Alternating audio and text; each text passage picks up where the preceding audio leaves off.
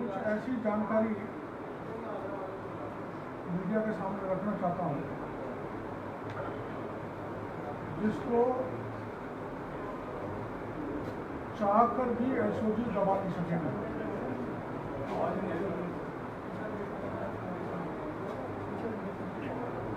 और एसओजी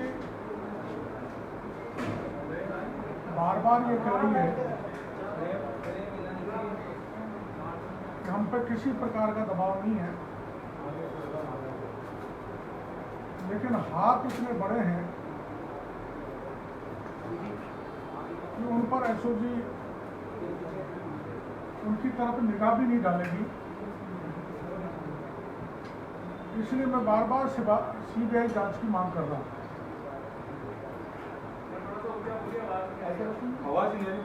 रीट परीक्षा की दृष्टि से अपने राजस्थान में 33 जिले हैं, वैसे भी 33 जिले हैं, और हर जिले में एक डिस्ट्रिक्ट कोऑर्डिनेटर, जिला समन्वयक बोर्ड द्वारा नियुक्त किया गया। 33 जिलों में से 32 जिलों में कलेक्टर के बाद जो सेकंड अधिकारी होता है एडीएम, उसका वो जिला कोऑर्डिनेटर नियुक्त किया। लेकिन जयपुर में, एकमात्र जयपुर में, जिसमें शहर भी है, जयपुर ग्रामीण भी है, एक प्राइवेट व्यक्ति डॉक्टर प्रदीप पारासर को डिस्ट्रिक्ट कोऑर्डिनेटर नियुक्त किया गया। ये रिटायर्ड लेक्चरर हैं और कभी इनका भी माध्यमिक शिक्षा बोर्ड में नाम चला था, और जारौली साहब जो इस समय माध्यमिक शिक्षा बोर्ड के अध्यक्ष हैं, और डॉक्टर पारासर एक दूसरे में अत्यंत घनिष्ठ मित्र हैं। इसलिए बोर्ड के अध्यक्ष ने, जारौली साहब ने, जो हमको चुनौती दे रहे हैं, हमारा इस्तीफा मांग रहे हैं, अकेले प्राइवेट व्यक्ति को जयपुर का जिला कोऑर्डिनेटर नियुक्त कर दिया। इनके नीचे 4 डिप्टी कंट्रोलर बनाए गए, जिसमें doctor Dhyanchand Gothwal, doctor BS Bairwa, doctor Subhash Yadav, doctor Randhir Singh. इन चारों डिप्टी कंट्रोलर की भी विशेष जिम्मेदारियां होती हैं, लेकिन इनको बाईपास करके ये जो मैं नाम बता रहा हूं, प्राइवेट आदमी, गैर सरकारी आदमी, डॉक्टर प्रदीप पारासर, इन्होंने 4 लोगों को नियुक्त किया मौखिक तौर पर। डॉक्टर प्रदीप पारासर के तो लिखित आदेश है, कौन बोल रहा है? डॉक्टर प्रदीप पारासर के तो लिखित आदेश है, लेकिन जिन 4 लोगों को नियुक्त किया वो प्राइवेट लोग हैं। इन्होंने परीक्षा केंद्र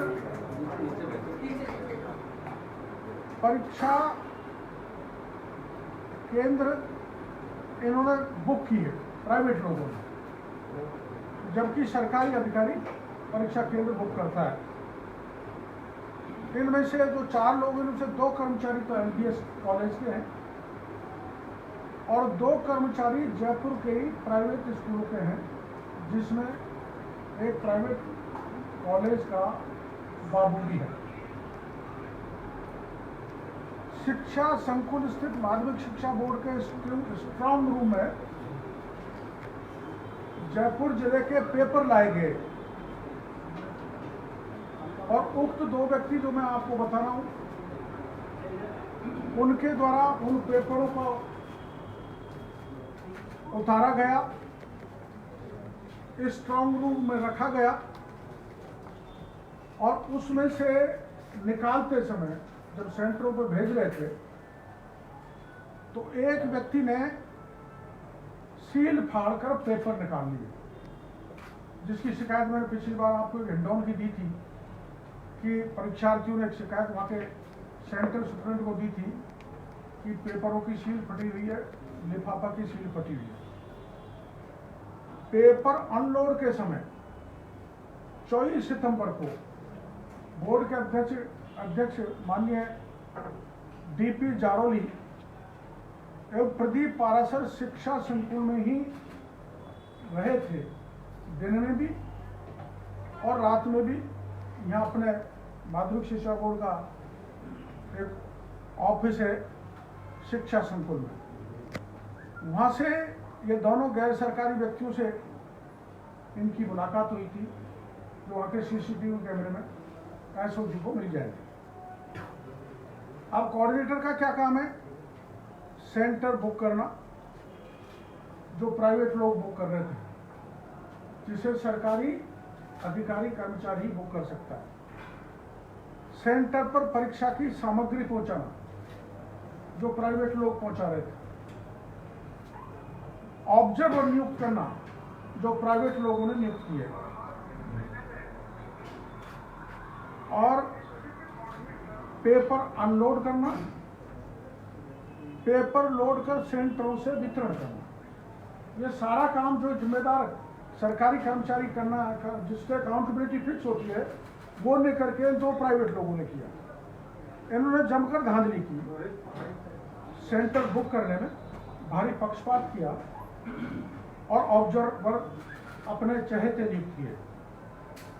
माननीय शिक्षा मंत्री जी, उसके बाद में माननीय मुख्यमंत्री जी ने बयान दिया कि कोई भी सरकारी कर्मचारी अधिकारी लिप्त पाया गया तो उसको हम सस्पेंड कर देंगे, सरकारी से नौकरी से निकाल देंगे, और कोई अगर स्कूल लिप्त पाई तो उनकी मान्यता निरस्त कर देंगे। अब इसमें जो आदमी ही प्राइवेट हैं, तो इनके खिलाफ ये सरकार क्या कार्रवाई कर पाएगी, मेरी समझ से बाहर है।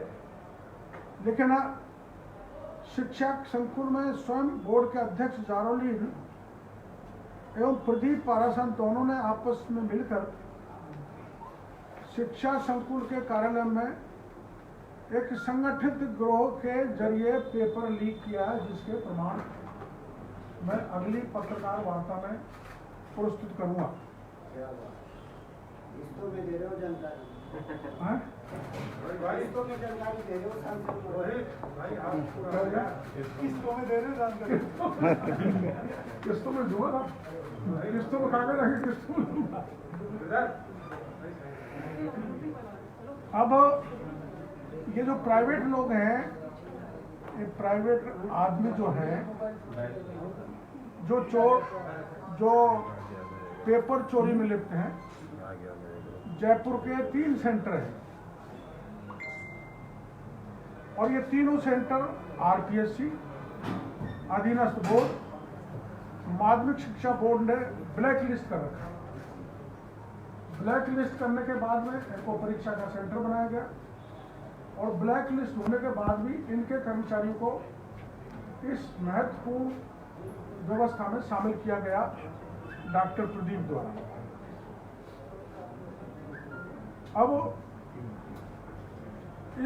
अब मैं ये अगर एसओजी काम करेगी, इनकी तरफ जाएगी, जो 3 सेंटर जयपुर के हैं, इनकी तरफ पहुंच गई, जो प्राइवेट लोगों को अगर पहुंचने पकड़ने एसओजी सफल हुई तो पत्तीलाल भी आ जाएगा, वरना पत्तीलाल आने वाला नहीं।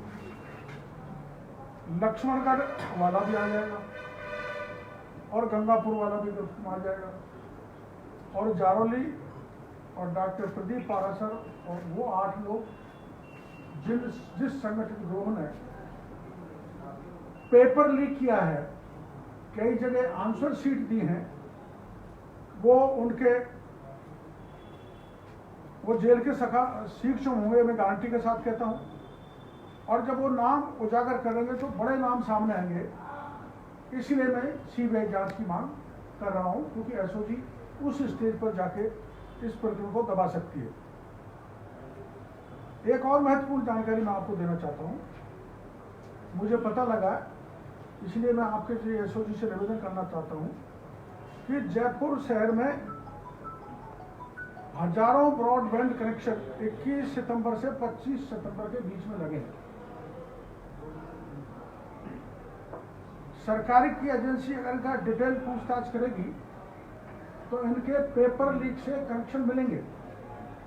और ये जो झोंटवाड़ा है, इस झोंटवाड़ा में टाटा स्काई ने 25 सितंबर को रात के 10 बजे 10 कनेक्शन रिलीज किए हैं। इसी प्रकार की 10 दूसरी कंपनियों ने सैकड़ों कनेक्शन जयपुर में रिलीज किए हैं।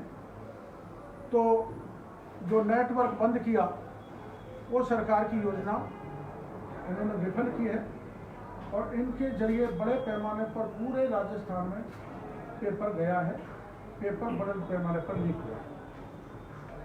अब शिक्षा मंत्री जी हमारे बारे में आरोप लगाते हैं कि मेरे को डांट दिया अरुण सिंह जी ने, इसलिए धरना समाप्त करके चले गए। और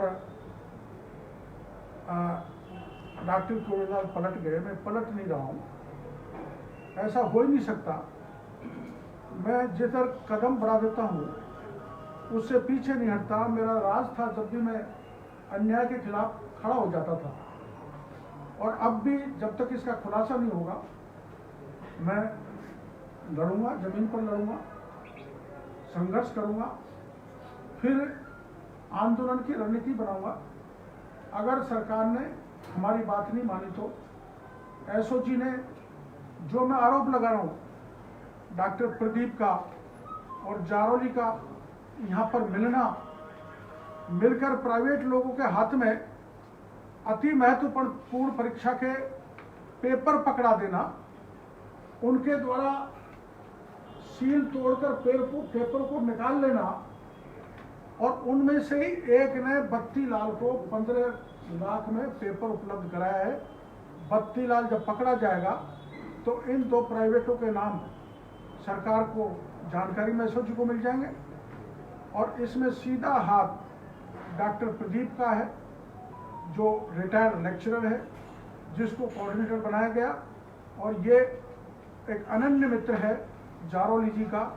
तो मैं आक्षेप लगाना चाहता हूँ, सीधा आरोप है जारोली जी और डॉक्टर प्रदीप दोनों ने मिलकर राजस्थान के 25 लाख छात्रों के, बेरोजगारों के साथ, भविष्य के साथ खिलवाड़ की है।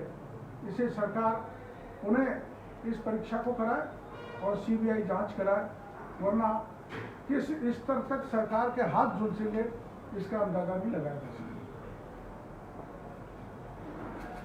है। किरोड़ी जी, आप कह रहे हैं कि सरकार ने पेपर ये लीक हुआ है तो जांच कराए। आपका धरना जो वो आरोप लगा रहे हैं कि अरुण सिंह जी कि आपको धमकी दी उसके बाद उठे, आप जब इतने सबूत हैं तो धरने से क्यों उठे? सबूत धरने का तो ये था, आपकी जानकारी में दे दिया था। मेरे को अरुण सिंह जी ने पार्टी कार्यालय बुलाया था और पार्टी कार्यालय पर मैंने ये तथ्य सभी बताए थे जो मैं मीडिया के सामने पहली फेज में बताया, अब बता रहा हूँ। तो पार्टी ने ये तय किया था कि सारे विधायक इस पे धरने पे बैठेंगे। तो जब पार्टी ने ये तय कर लिया तो मैंने धरना स्थगित कर दिया। कहीं तो पार्टी कब बैठेगी? कोई अभी तो इस तरह की घोषणा हुई नहीं है कि सब विधायक धरने पे बैठेंगे। इतने दिन हो गए, आपको धरने से उठे भी हो गए और एग्जाम को भी इतने दिन हो गए, बवाल ही मचा हुआ है, फिर भी पार्टी का कोई इस तरह का रुख आया नहीं है। वो कुछ व्यस्तताएं हैं हमारे पार्टी प्रदेश अध्यक्ष की और दूसरे लोगों की। तो ये तो तय हो गया है कि सारे विधायक इसमें धरना देंगे। और दूसरे दिन पूरे राजस्थान में भारतीय जनता युवा मोर्चा ने जगह जगह प्रदर्शन किए थे। पार्टी ने निर्णय ले लिया है इसमें आंदोलन किया जाए। इसके